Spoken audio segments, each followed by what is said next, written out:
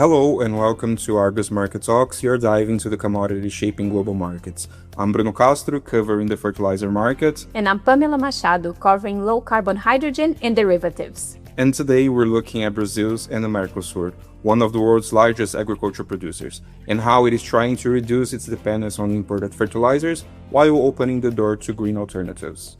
What's emerging isn't just about security of supply. It's about a longer-term shift toward low-carbon fertilizers. Many of those will be produced using renewable hydrogen.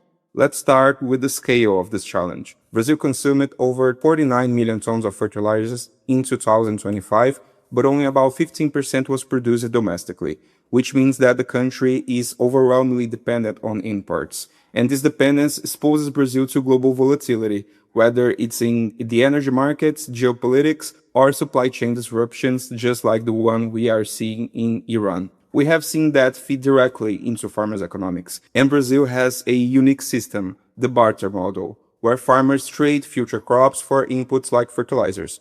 Take Mato Grosso, Brazil's key agriculture state. Soybean barter rates were assessed about 27.5 bags per ton of inputs at the end of May. That's a 38% increase compared to the 5-year average. For corn, it's even more striking, up nearly 50% versus historical levels. And a big driver here is the cost of traditional fertilizers, which are tied to fossil fuels, especially natural gas.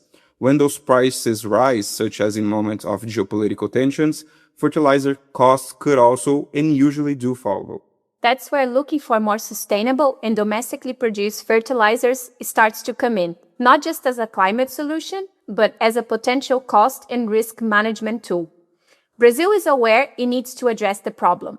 Under the National Fertilizer Plan, the government wants to boost domestic production to around 40 million tons by 2050. That is expected to cover roughly half of future demand. But a big part of this growth is expected to come not from traditional production, but from low-carbon and sustainable fertilizers. We're starting to see early demand signals from farmers as well, according to industry experts. There's growing interest in sustainable fertilizers and biofertilizers, especially as producers look for productivity gains and access to premium export markets. The main crop accounting for nearly half of sustainable fertilizers usage is soybeans, and it is followed by corn, coffee, and sugarcane crops. When we talk about sustainable and green fertilizers, there are different production methods involved. But one of the most promising and cleanest technologies is renewable hydrogen, which is used to produce ammonia, a key input for nitrogen fertilizers. Traditionally, hydrogen is produced using natural gas.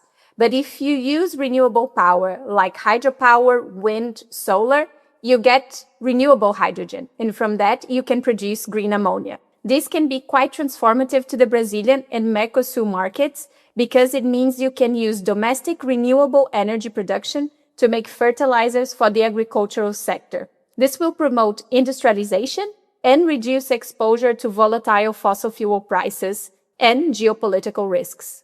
We are already seeing projects move forward in the region, and one of the most advanced is in Paraguay, where UK company Atom has taken a final investment decision on a green fertilizer project. It will use hydropower from the Itaipu Dam to produce renewable hydrogen and green ammonia. They have secured a long-term offtake agreement with Yara, and the output is aimed at the farmers and agriculture companies in the Mercosur market, but mainly in Brazil. Inside Brazil itself, we're also seeing some projects, but they are still earlier in the development cycle. No projects have yet reached final investment decisions, but they are promising initiatives. For example, Atlas Agro is a company working on a green fertilizer plant in Minas Gerais, targeting local demand. And they have already signed preliminary supply agreement with Terios. The company said it sees interest from coffee producers and major food companies. They are focusing on producing ammonium nitrate, which they say can deliver higher yields than urea, while remaining price competitive with imports. So, if the demand is there and the technology is viable, what is holding things back?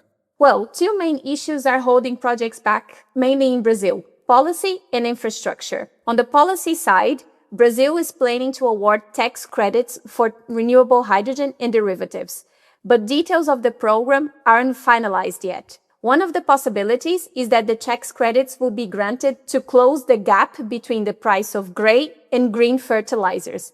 but we need to have more clarity to firm investment. Then there is an infrastructure problem, especially access to the electricity grid. Green hydrogen production is power intensive, and in some regions of Brazil, grid constraints are slowing development and large-scale projects will need to wait until they have secured grid access to move forward. From a market standpoint, this transition could reshape fertilizer trade flow over time. If Brazil ramps up domestic production, especially green production, it could reduce imports and stabilize input costs for farmers. And from an energy transition perspective, fertilizers could become a major anchor demand for renewable hydrogen in the region. But in the near term, imports will remain dominant and farmers will continue to face cost pressures. So, to sum up, Brazil has the resources and the market to become a major player in green fertilizers. But scaling up will depend on policy support and infrastructure development. That is all for this episode of Argus Market Talks. Thanks for listening. Join us next time for more insights into global commodity markets.